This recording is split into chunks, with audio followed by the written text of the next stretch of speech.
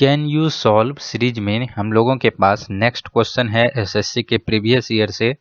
ए 3/4 समय में बी से आधा कार्य करता है। यदि वे मिलकर उस कार्य को 18 दिन में पूरा करते हैं तो बी अकेला उस कार्य को कितने समय में पूरा करेगा। इस सेंटेंस का मतलब अगर आपको अच्छे से समझ में है, क्लियर है, तो आप देखिए इसको कितना फास्ट कर सकते हैं। ए 3/4 समय में बी से आधा कार्य करता है, तो इसका मतलब है कि बी जिस कार्य को करने में 4 घंटे लेता है तो उसी कार्य का आधा कार्य करने में ए 3 घंटे लेता है। लेकिन पूरा करने के लिए ए को टाइम डबल लगेगा, चूंकि आधा कार्य 3 घंटे में कर रहा है तो पूरा कार्य यह 6 घंटे में करेगा।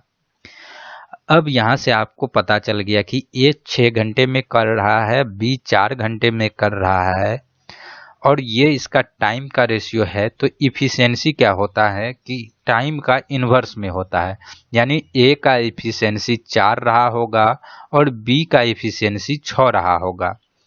तो दोनों का इफिशिएंसी को जोड़ देंगे तो 10 आ जाएगा। तो यहाँ पे आप सिंपली एक यह टेबल बना लीजिए। 10 इफिशियंसी से, चूंकि 10 क्यों आया, क्योंकि दोनों को जोड़ दिए। क्यों जोड़ दिए? क्योंकि दोनों मिलकर 18 दिन में कर रहा है। तो 10 इफिशियंसी से 18 दिन में कर रहा है। आपको इसको इन्वर्स में ही लिखना है, क्योंकि इफिशियंसी और डेज क्या होते हैं? इन्वर्स होते हैं। तो इन्वर्स होते हैं तो इसलिए इसको हम लोग क्रॉस में लिख रहे हैं।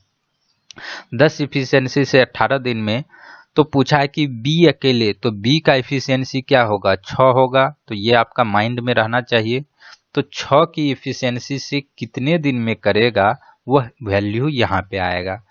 आप इस पैटर्न को थोड़ा सा ध्यान रखिएगा। नीचे इफिशियंसी लिख रहे हैं, ऊपर में डेज लिख रहे हैं।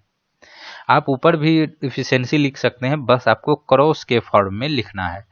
जैसे अभी हम लोग क्या किए, यहाँ पे इफिशियंसी लिखे तो यहाँ पे डेज, दूसरे बार यहाँ पे फिर इफिशियंसी लिखे तो यहाँ पे डेज। तो इस तरीके से देखेंगे ये क्रॉस का फॉर्म बन रहा है। अब ये हो गया आपका, यहाँ पे एक्स का जो वैल्यू आएगा वो आंसर हो जाएगा बी इस काम को कितने दिन में करेगा। तो यहाँ पैटर्न देख लीजिए, ये 6 का 3 गुना है 18। तो ये जो x का जो वैल्यू होगा वह भी क्या होगा? 10 का 3 गुना होगा, दैट मीन्स 30। तो इस क्वेश्चन का आंसर हो जाएगा। अब इसको, इस लाइन को चलिए मैं थोड़ा सा और डिस्कस कर दूं। अगर यहाँ तक आप समझ गए तो बड़ी अच्छी बात है, क्योंकि इस क्वेश्चन में जो मेन पॉइंट है वह इस लाइन का महत्व है। इस लाइन को कई लोग इसको नहीं समझ पाते हैं एक बार में। तो यहाँ पे क्या कहा है कि ए और बी दो लोग हैं और इसका टाइम का रेशियो आपको इस फ्रैक्शन से निकालना है। तो कहा गया है कि 3/4 समय में बी से आधा कार्य करता है। तो यहाँ पे अगर बी 4 घंटे, यूनिट में हम लोग इस फ्रैक्शन को मान लेते हैं घंटा के सेंस में, क्योंकि दिन के सेंस में कुछ भी हम लोग मान सकते हैं यहाँ पे, चूंकि यह फ्रैक्शन है। तो मान लेते हैं कि ये जो फ्रैक्शन है हम लोग यहाँ पे घंटा के तौर पे। तो बी जिस कार्य को 4 घंटे में कर रहा है तो इसका आधा कार्य, इसका आधा काम यह ए 3 घंटे में कर रहा है। लेकिन जब हम यहाँ पे इसको रेशियो बनाएंगे तो अगर इसका पूरा कार्य का है तो इसका भी पूरा कार्य लेना पड़ेगा। तो आधा कार्य 3 घंटे में है तो पूरा कार्य कितने घंटे में होगा? 6 घंटे में। इसीलिए 2 से गुना कर दिए 6 करने के लिए, क्योंकि हाफ काम 3 घंटे में कर रहा है तो पूरा 6 घंटे में। तो यहाँ से आपको टाइम का रेशियो मिल जाएगा, या तो 6:4 लिख लीजिए या आप 3:2 लिख लीजिए। इससे आपका आंसर में कोई परिवर्तन नहीं पड़ेगा। ये हो गया आपका टाइम का रेशियो। तो इफिशियंसी का रेशियो मैं अभी कई बार आपको बता चुका हूँ, यह टाइम का इन्वर्स होता है। तो इसको इन्वर्स कर दीजिए।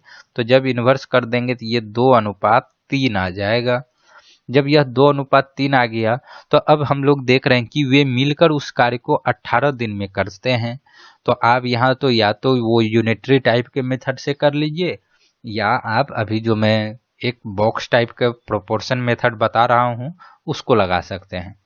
तो मैंने यहाँ पे क्या किया कि दोनों मिलकर तो दोनों का एफिशिएंसी को जोड़ दिए।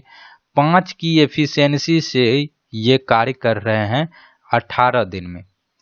लेकिन कहा है कि बी अकेले कितने दिन में करेगा। तो बी का एफिशिएंसी कितना है? 3 है। तो यहाँ पे लिखे 3 और यहाँ लिख दिए x, या आप सिंपली यहाँ क्या कर लीजिए, बॉक्स बना लीजिए। तो यहाँ पे देखिए ये इसका 6 गुना हो रहा है, तो इस बॉक्स में जो वैल्यू आएगा वह भी 6 गुना होगा, जो कि हो गया यहाँ पे 30 इसका आंसर। आई होप फ्रेंड्स आपको मौखिक रूप से एग्जाम में कैसे अप्रोच करना है वो भी मैं समझा दिया हूँ, और डिटेल में आपको इस कॉन्सेप्ट को समझने के लिए मैं इसको भी डिस्कस कर दिया हूँ। कैसा आपका सॉल्यूशन लगा इस क्वेश्चन का, उसको आप कमेंट बॉक्स में बताइए। वीडियो अच्छा लगा तो वीडियो को लाइक कर दीजिएगा।